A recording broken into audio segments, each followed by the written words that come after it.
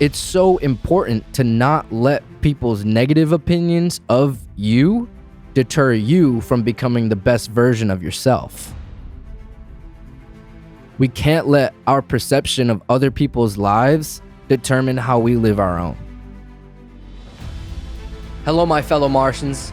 My name is Harry Mars, and this is the On Mars Pod, where we take a deep dive into creative professionals, entrepreneurs, and other inspiring Martians alike. We were having so much fun and producing so much, we just got lost in it. Any true artist, I think for the rest of your life, you'll probably write songs as long as you live. I don't want to just do it by myself anymore. I'm super stoked for people to hear it, and yeah, I'm just letting it marinate though for now.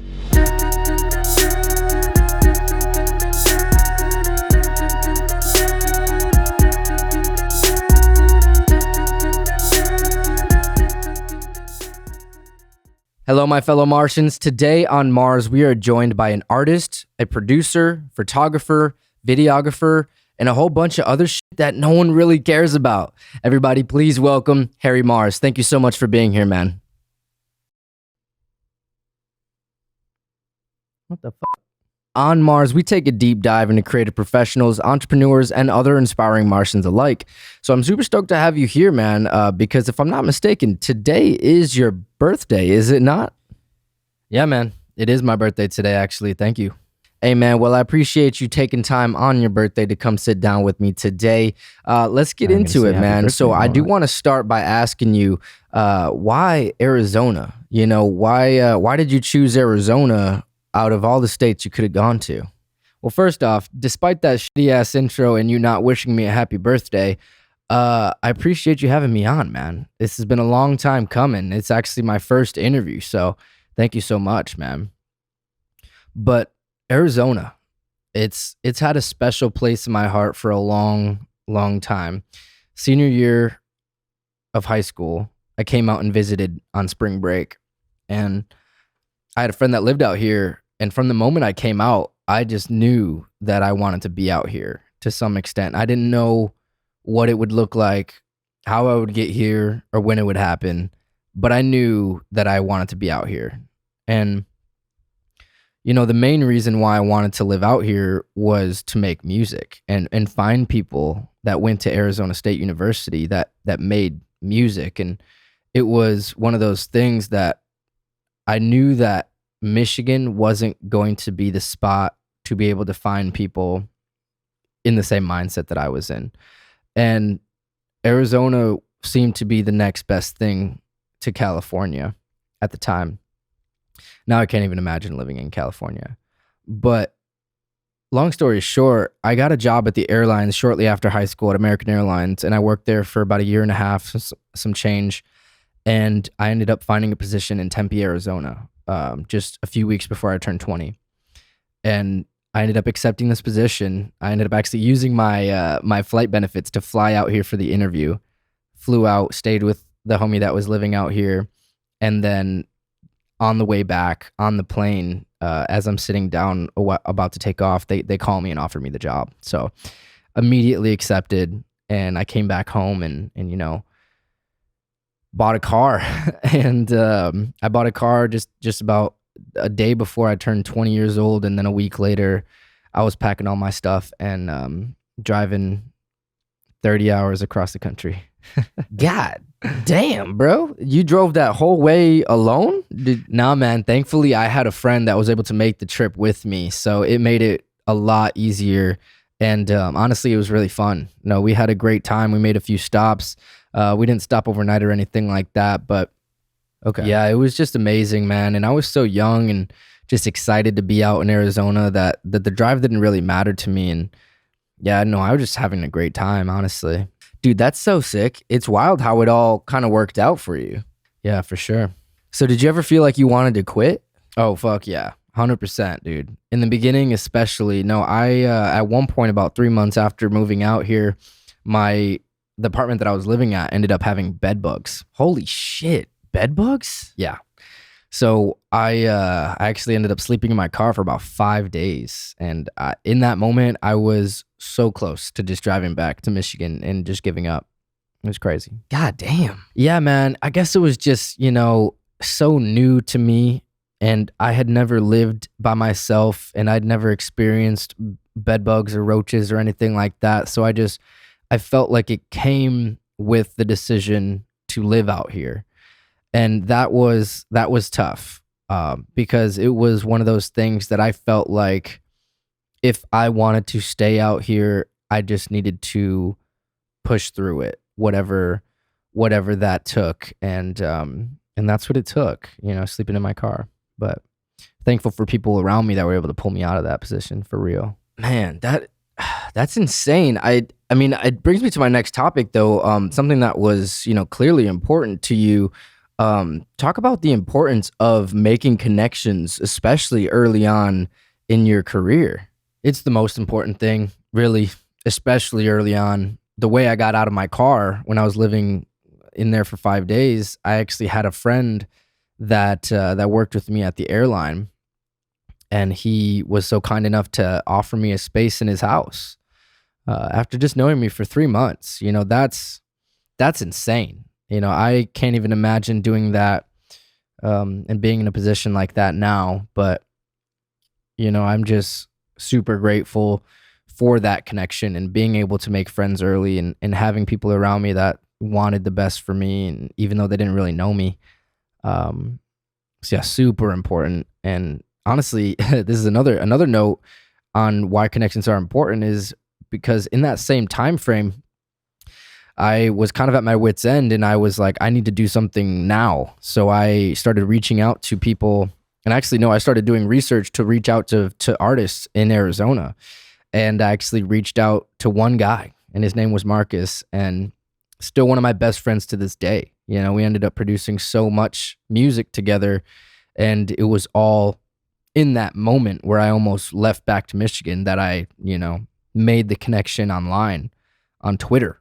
So crazy. No, to answer your question, very, very important to make connections early on, especially early on in your career. So I do want to take it back a little bit though. Family. I just want to talk about that and how important that is to you and what role your family plays in your life. Family was always a huge part of my life, for sure. I remember early days, we would get together as a family for holidays and birthdays and basically any other occasion that we had an excuse for to get together. And we would play salsa music, and my uncle would bring out the bongos and the congas and all the other instruments, and we would just have a ball, man, all the kids, and it was just fun. And, and then later on, in elementary school, my sister and I, we weren't really allowed to like go to friends' houses and stuff. It's kind of like a Hispanic thing, I think. But we ended up playing a lot together, my sister and I. And that was, making games up in the house, giving our stuffed animals personalities and voices, and creating, skits kind of, and hanging out with the cousins. And it was just always such a big part of my life. No, family is huge part of my life, still is to this day. That's beautiful. I can picture it now, man. Just the Puerto Rican family with the bongos and the congas. And that was probably super formative for you, for your love of music. Yeah, definitely. I'd say so. Music has always been a huge part of my life. At those parties for sure. And then my dad, he was always playing music in the house, in the car, when you're driving places. So I was surrounded by it. It was everywhere for sure. I'm glad that you bring that up, because it is something that I did want to touch on, your love for music. And in those early days, when it was like burning CDs and listening to the radio, and I just want to talk about that time in your life for sure. I attribute a lot of my music influence to people around me. I was surrounded by people that loved music, so therefore I ended up loving music. I think my dad, like I said earlier, he was playing music all the time. So, he was listening to artists like Temptation, Smokey Robinson, Luther Vandross, Earth, Wind and Fire, and those types. So I was heavy into oldies and Motown sound. And then on top of that, of course, the classic salsa merengue kind of vibe early. Um, yeah, and then my uncle was actually a DJ as well, so he was super hip to all of the pop records and all of the new stuff, the radio hits, and he would just have libraries and libraries of CDs and just these books that he would end up downloading to his computer to then burn onto CDs that he could then use on his CDJs while he was mixing. So I still remember to this day, the first CD I ever had burned, it was 20 tracks, and the first song was "In the Club" by 50 Cent. So, classic. Hell yeah, dude. No, those are great artists. I feel like back in those days, it was a different time to be alive, and I mean, music that was being made was different too. So no, it was just all over, just different. For real. No, for real. Way different. So you started making music in high school, 2011, as ReekoBeats. So I just want to talk about, how did that start? Damn, how you know that? Yeah, no, that definitely happened. Yeah, I was ReekoBeats. ReekoBeats was my producer artist name. This when I was in high school, we were making beats. Well, I was making beats in GarageBand when I got my first Mac computer, and yeah, I started recording myself and my friends on a Rock Band microphone, and I'll never forget how that made us feel, man, because it was one thing to be able to make the beats and hear the beats and stuff, but it was just something else to hear your voice. It was something completely different to be able to hear your voice on the track, and at the time that was everything. If we could hear ourselves on the track, we would just listen to it for hours, no matter how bad it sounded. And, I'm super thankful for those times, because we were having so much fun and producing so much that we just got lost in it. And we weren't focused on the technical stuff. We weren't focused on the mixing. We weren't focused on the mastering at all. Shit, I didn't even know what was the protocol for recording. Like, I just would press record and it would record, and then I'd go. I didn't understand what compression meant. I didn't know what equalization meant. I didn't really know what reverb was, other than the fact that it made my voice sound cool. There's just so many things that I wasn't aware of at the time. And I think that ended up being the reason why we were able to produce so much at such a rapid rate, because it was just for the love. It was not for anything other than that. And yeah, it's crazy that you bring that up. That's like the lost files, but yeah, super, super crucial part of my music career.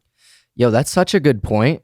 Especially early on, if you start listening too early to the technical side of things, you kind of get detached from the creativity, and it almost deters you away from creating. Yeah, for sure. Exactly. So doing some research, I found senior year, you had a song of yours played at your high school homecoming dance. And the first lines, if I'm not mistaken, are, "Not coming home because we're at homecoming." Yeah, I'm not coming home because we at homecoming. ReekoBeats and the crew, and we be stunting. Can you please speak on that? Yo, what the fuck? Who told you that, bro? What is this, Nardwar? Come on, man. We got the killer research team here at the On Mars pod. But yes, that did happen. And that was the corniest line that I've ever written. But it was in an effort to try and perform at homecoming, which the performance never happened, but they did end up spinning it a couple times. And it was the best feeling ever, man. I remember it so vividly. It was like the first time that I'd ever heard my music on concert grade speakers. That's a big difference, a big difference. So, it was amazing. Now, me and my homie DJ Fog Guy Zeke, we produced that song. Yeah, one of the best times of my life for sure. But I wouldn't say one of the best times of my life, but a definitely memorable moment. I loved it. So, did you always want to be an artist, like a music artist? So, yes and no. I recall early on always loving writing music, and I always loved to hear myself on the record. And I liked making mixtapes. I liked being an artist. It was fun. But I do remember in high school kind of being hip to the idea that being an artist is a lot of work, and taking that dedication to the next level was something that after high school, I didn't feel like I was super prepared to be that person at the time. And it was a really early realization because that allowed me to shift my focus to production. And I started focusing on producing for other people, making them sound great, giving them good beats and all that stuff, which ultimately at the time ended up being the best decision for me, for real. I, produced, after I moved out, I produced for Marcus, like I was talking about. We ended up producing like an album a year for like 3 years straight. I think one year we even did 2. It was just like nonstop where because I wasn't focusing on being an artist, I didn't have to do everything. So I was focused on being a producer, and that allowed me to hone that craft in, hone those skills for real. Because if I would have came out here trying to push my artistry, trying to perform at shows, I think I would have taken a different path. I would not have reached out to artists to produce for them. I wouldn't have had that desire. So it's crazy how things work out the way that they're supposed to, but it always works out in the timing that it's supposed to happen. After taking that hiatus, I ended up writing again in 2018 as Harry Mars on Teammate Marcus Records. So I actually ended up getting a feature on his album. And it was crazy because at that time I felt the energy coming back, the artist energy coming back. And I had to take that time to press pause and find myself as an artist before trying to go all in on it. Does that make sense? No, hell yeah, man. I can see that you have an artist's energy. You know what I mean? I appreciate that, man, for sure. But we can jump forward a little bit so we don't bore people with your history, dog, for real. Well, damn, should I just leave? What the? No. I'm you and you're me, and I don't know, just like, I don't know what you mean.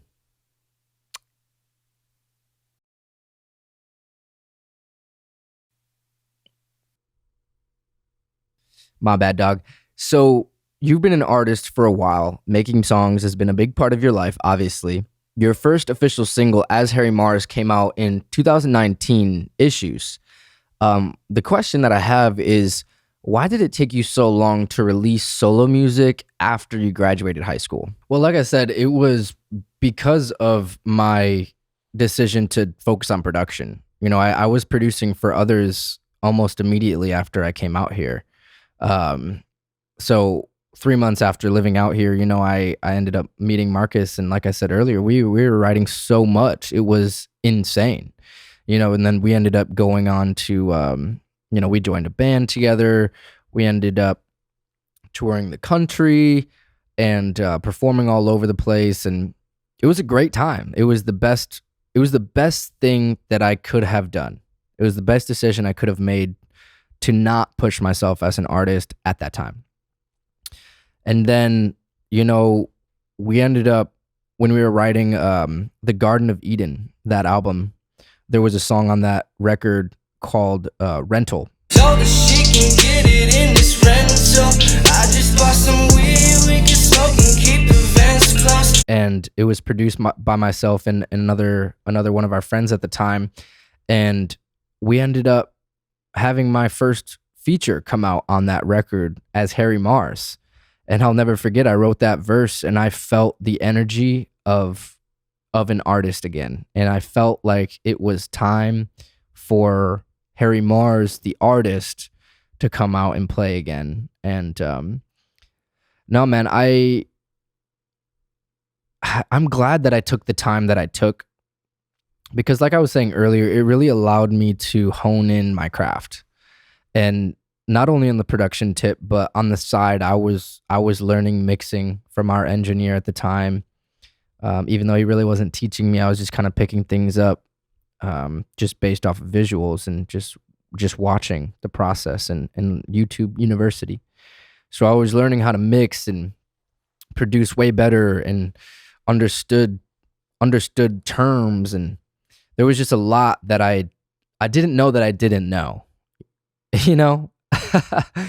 So it was supposed to take the time that it took, and yeah, by the time I was writing Issues in 2019, that was just when I was fully locked in and ready to pursue the artistry again. So like anything, you know, it took the time that it took for a reason, and I'm glad that it did. To answer your question. Yeah, I want to talk about that for a second, because producing for others was a major part of your growth. And I just want you to talk about the importance of producing for others, helping them become the best versions of themselves. Man, that's a big one for sure. People get caught up a lot with the idea of being the guy, the main guy. And there's nothing wrong with that at all, by all means. But there's something to be said about ignoring people around you because you want to be the guy, when other people can inspire you and influence you to become a better version of yourself / the artist you see yourself as. And that's something very early on that was important to me, because I came out here knowing nobody other than my roommates at the time. And being so young and so green in the music industry, I felt like I needed to take a step back and understand that I'm not the guy. And that was very important for me, to find people to build up, and ultimately that ended up giving me the confidence in myself to be that guy again, and to be an artist. But it does take that humility and humbling yourself a little bit sometimes to be able to make sure you can see people around you, and you're not just blinders. You know what I mean? You lose a lot if you do that. So do you feel like producing for others has always been easier for you than producing for yourself? That's not even a question, man. Producing for others by a million. It allows you to wear the producer hat for sure. And that's it. You know, you don't have to be juggling all these different tasks and personalities within yourself to be able to finish a record. And that's going to take a lot less time, you know, when you're just focusing on the producing. Have you still been writing and producing your own music since, you know, you've been on a hiatus? Yeah, always, man. It's funny that you ask, because this is the question I get a lot from a lot of my, you know, close friends and people that have been listening to me for a while. To answer all of your questions, yes, 100%. I'm writing all the time. I have about 18 to 20 songs.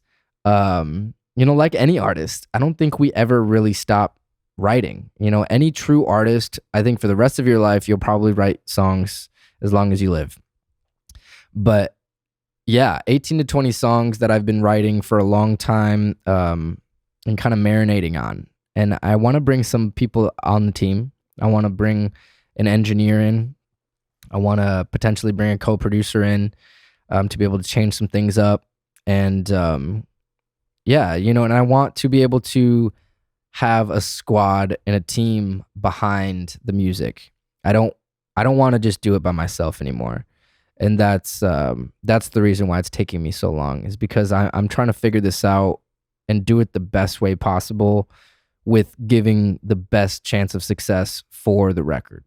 I don't want to just put it out to put it out. These songs are very special to me. I'm writing some of the best music I've ever written in my life. So I'm super stoked for people to hear it. And yeah, I'm just letting it marinate though for now. Hey Martians, real quick. I appreciate you taking the time to listen or watch wherever you are in the world. Over the last few months, the Martian family has grown so much. I could not be more thankful for all of my guests and every single one of you who continue to tune in every single week. Subscribers, ratings, likes, and comments all help us grow here on Mars. And it would mean the world. If you haven't already, please go to onmarspod.com/subscribe to subscribe on YouTube. Like and leave a comment, rate us on Spotify. All this good stuff helps keep the engine running to inspire Martians all over the world. P.S. Follow us on Instagram @onmarspod. Okay, let's get back to it. Hey, real quick, I know this is my interview, but I just gotta ask, what do you do? Are you just a podcast host? No, I mean, other than producing and editing this podcast, I do run a digital marketing agency that specializes in photo and video for social media. So right now I am working with a client, Futuristic. He's a recording artist here in Arizona. Hell yeah. I am curious though, why did you start the pod? Well, clearly you don't listen to the pod, bro, because you would know this if you did, because I've gone through this a few times. No, I'm just serious. The reason why I started this podcast was because I have these conversations off camera all the time. I leave feeling inspired, and I feel like the people around me are super inspirational. And the conversations that I have with them end up leaving me in a position that makes me a better version of myself. Right. And I wanted to bring people onto a platform where I can have these conversations on camera to allow the audience and anyone else who chooses to listen or watch to be able to get that same inspiration and feel that same feeling that I feel when I'm having the conversations. Does that make sense? That's beautiful, man. Well, I mean, you did a great job with everything, the branding and the set and everything. It's just top notch, man. So keep going for sure. Do you love what you do? Or I love it so much, man. For real. I feel very grateful to have the resources and the ability to bring this to life, because it just means a lot to me that people actually watch and like what I'm bringing to the platform. I've had a lot of people come and tell me, this is great and you're doing such a good job and you're killing these interviews, and that just means a lot. And I got a few friends that watch religiously, and that just means the world. That some people appreciate the art, definitely. So where do you see yourself moving forward in the next 5 years or so? Oh man, 5 years from now, I think I'll be running this digital marketing agency with just crazy roster of talent. I got a lot of people around me that are really talented. So I for sure see this going further and, expanding that horizon and allowing more people to come onto the team. But, let me ask you the same question before you kind of take this interview off the rails like you're doing. My bad, dog. But to answer your question, I want to make an album, and I know you said 5 years, and it's definitely going to happen before 5 years from now, but that's like my next thing. I want to make an album. I want to make an EP. I want to make a collection of songs that means a lot to me. And all these songs that I have right now, they're, like I said earlier, some of the best songs I've ever written. And I do feel like bringing a team around it is very important, because of the fact that I think there's a lot more that can be done when multiple minds are behind a project. So yeah, that's what I see moving forward for Harry Mars, the recording artist. So I want to ask you quick about your musical influences. Obviously music was a huge part of your life, but early on you were playing instruments pretty early, right? Yeah, definitely. I was, for sure. It did start at those early parties, you know, bongos and congas and stuff like that. But in elementary school, in fourth grade, I ended up picking up the clarinet. My cousins played clarinet in high school, so I was able to play theirs at their house, and they basically taught me some classics, just starting out. And by the time I got into choosing an instrument in my grade, when everyone, you know, went a direction, orchestra, choir, band, I was, you know, it was easy for me. It was band, 100%. Like, I'm gonna play clarinet and I want to play saxophone. That was my path. And shortly after starting that in fifth grade, I was quickly promoted to playing alto saxophone, and then shortly after that, I ended up playing tenor and going into jazz band and in middle school. And that was always huge impact on my musical life, is being able to, you know, be classically trained in that world. And then in sixth grade, I started playing guitar and learning how to read tabs and learn chords. And then shortly after that, you know, like any kid in 2007, 2008, we were playing Rock Band and we were playing Guitar Hero, and I was being exposed to so much music that I never heard before, because I didn't really listen to too much rock as a kid. So I was learning a lot of songs, and it influenced me very heavily, especially on drums. That was my bag. You can't see me in Rock Band drums expert. You can't see me.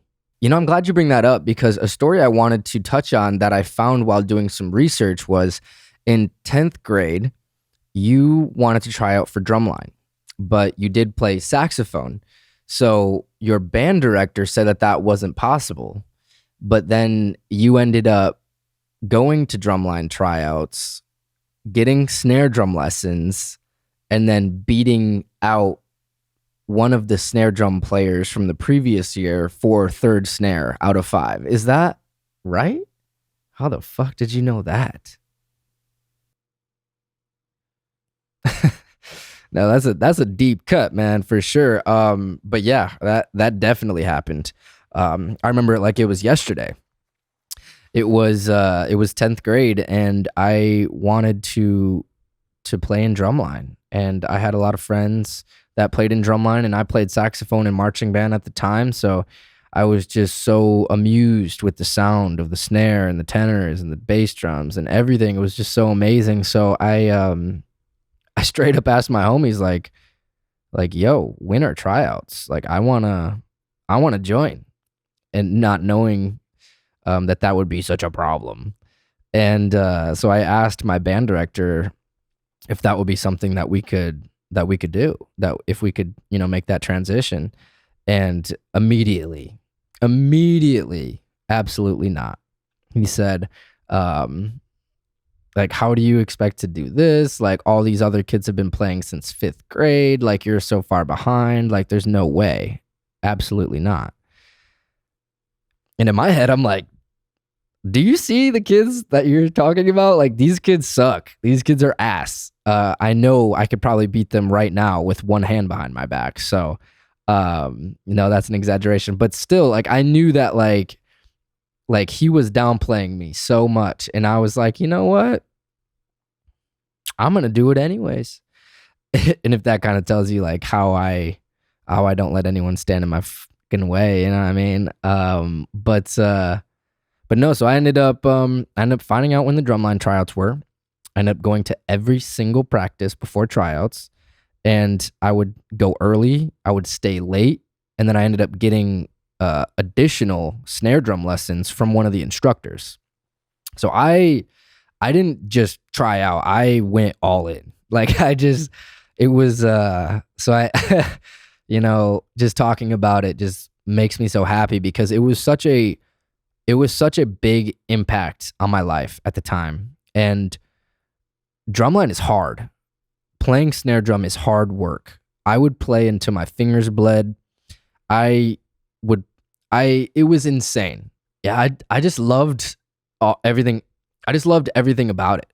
And it was just one of those things that taught you very early on that if you put the time in and you put the work in, you will get better and you will become something that you didn't think was possible. And that was the earliest example of that for me. Um, it basically taught me very early on about perseverance. And it taught me about how if you put the time in and if you put the work in, you will see results. And and it was so important to me. Drumline was so important to me, and I was happy to put in the work, and I loved every second of it. And I'm so thankful for Drumline. And yeah, that bitch ass dude, he did end up getting fourth snare out of five, and I got third. And hey, man, I mean, I can't blame him. It's like for the new kid to come in and beat you out for snare, that's a big deal. But to be honest, man, he did it to himself. He was one of those kids that he liked the idea of being in Drumline, and he liked to say, "I'm in the Drumline," but he wasn't one to put that time in and put that work in, and everybody knew that. The instructors saw right through him. So, yeah, it is what it is, but ultimately he did it to himself, so fuck him. Bro, that is too funny. No, but seriously though, to your point about perseverance and the way that it shows you to never give up, like that's such a big lesson to learn at such a young age, especially as a teenager. That can have a huge impact on how you live the rest of your life, for real. I'm glad that you were able to have that experience as early as you did. I want to get a little deep. Can we do that? Pause, bro. Yeah, we could do that. No problem. So the balance of confidence and humility. It's a struggle that a lot of people deal with because too much confidence and you come off as an asshole, and too much humility and you get ran all over and get used and abused. So as a creative person, how do you deal with and how do you balance your confidence and your humility? Damn. That's a good question, bro. Finding that balance is tough, for real. And like you said, I think a lot of people struggle with it. And not just in music or creative fields, but it's something that a lot of people get deterred because of the fear of rejection. And that's huge. Fear of rejection is something that I think a lot of us have within us. And with me, I've struggled with self-confidence for sure, and probably still do to a certain degree with my creativity. But it comes to a point where it just becomes undeniable. And that's not to say that I'm at some crazy level publicly or anything like that, but I'm good at what I do. I'm great at what I do because of the sheer amount of time that I've put into the craft. And that's the biggest thing, because I've been doing it for the love of the craft. And, I'm sure you can say the same thing for your production work and those skills. Yeah, man, for sure. No, I mean, that's a great way to put it. The fear of rejection is a huge reason why people just refuse to put it out there, put anything out there in the first place. But yeah, you're right. I mean, over time, you do build up that confidence and it does become undeniable. I mean, I can sort of relate on the photo video tip. I mean, 3 years ago it was very surface level, but now since then I've taken it very seriously and honed in on this craft, and I'm learning and growing every day. And yeah, it definitely, you build up that confidence over time. That is a great point. But this isn't about me. This is about you, Harry. This is about you. Hold up, man. Let's talk about that, because the fear of rejection is the same reason why so many people in their 50s talk about, shoulda, coulda, woulda. And that's the biggest thing, because it's so important to not let people's negative opinions of you deter you from becoming the best version of yourself. Anyone listening to this right now, you owe it to yourself to never stop learning and never stop growing. Just Just do it, man. Nike. Damn, bro, this is getting me fired up right now. God damn. Yes, bro, I love it. Now, we all need that reminder sometimes, man. We are all so dope in our own ways. We can't let our perception of other people's lives determine how we live our own. Whoa, whoa, whoa, whoa. I'm going to put that quote right here because you are spitting right now, man. What? That was crazy. But man, this has been great. I don't want to keep you too much longer. But my fellow Martians, Harry did decide that he is going to be playing a song for us today. So, Harry, what are you going to be playing for us? Yes. So today I'm going to play a song that means a lot to me. This song was written at 3 a.m. in my room in 2019.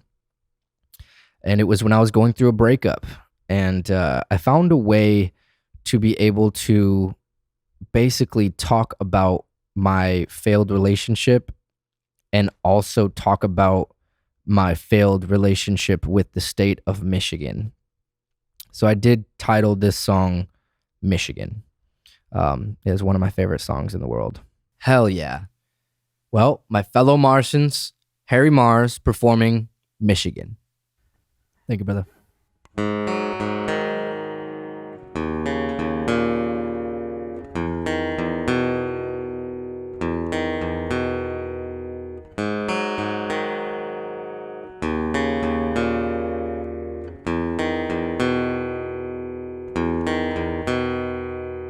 On and on, I'll run it back again.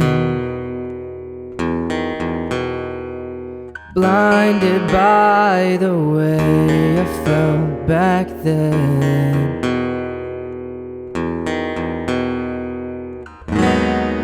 In this room now I feel lonely.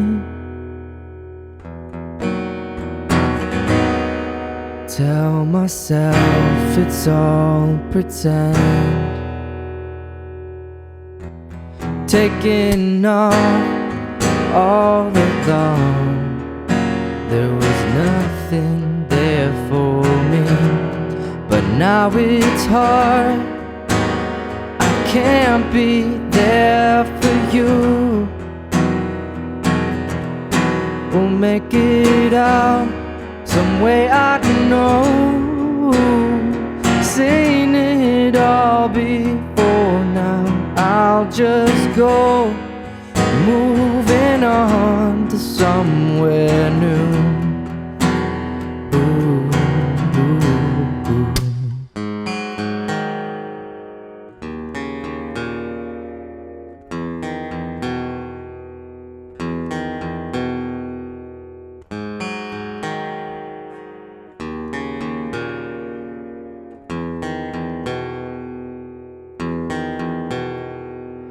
All this time I wasted all on you.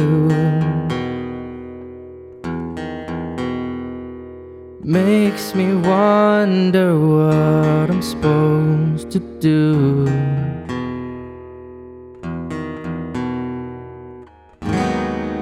In this room now I feel lonely, yeah, yeah.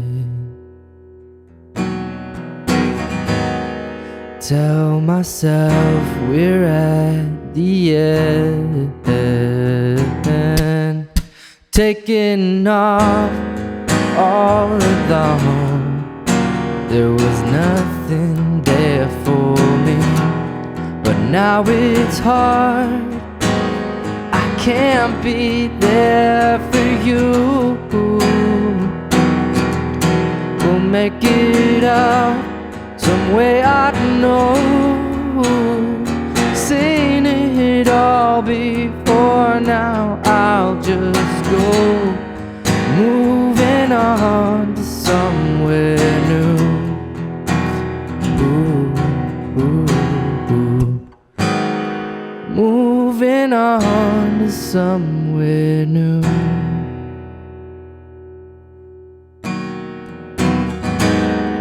Moving on to somewhere new.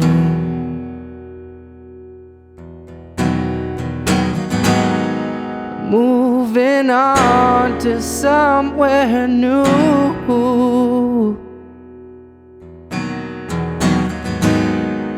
Moving on to somewhere new. Ooh, ooh, ooh. Thank you. Amazing, bro.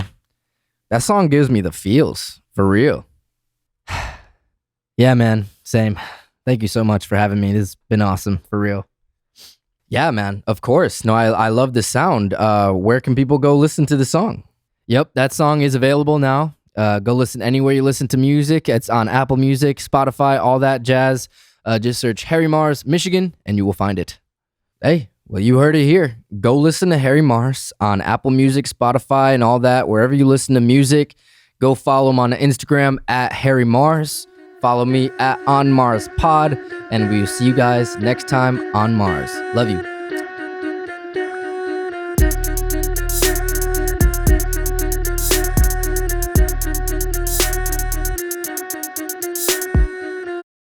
Hey guys, thank you so much for tuning in and watching this episode of the On Mars Pod, and for sticking around to the end, man. I really appreciate you guys. You are the real Martians. Like this video, comment below what your favorite part was, what was most inspiring to you. Subscribe to the channel, hit that bell for notifications here on future interviews coming out soon, and also follow us on Instagram at On Mars Pod. Love you guys so much. We will see you next time on Mars. What's up, brother? Right, is it good? How's this? This good? Cool.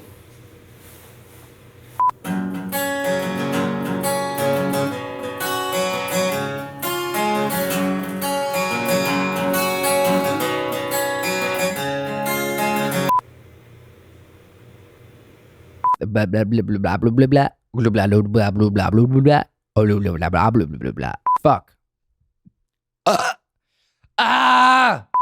Tattoos, memories, and dead skin on trial. For what it's worth, it was worth all the while. Damn, dog, you got like 7,000 fucking takes? Jesus fucking Christ, dude. Get your shit together. Bah.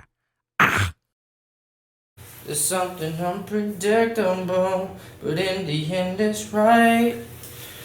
I hope you had the time of your life.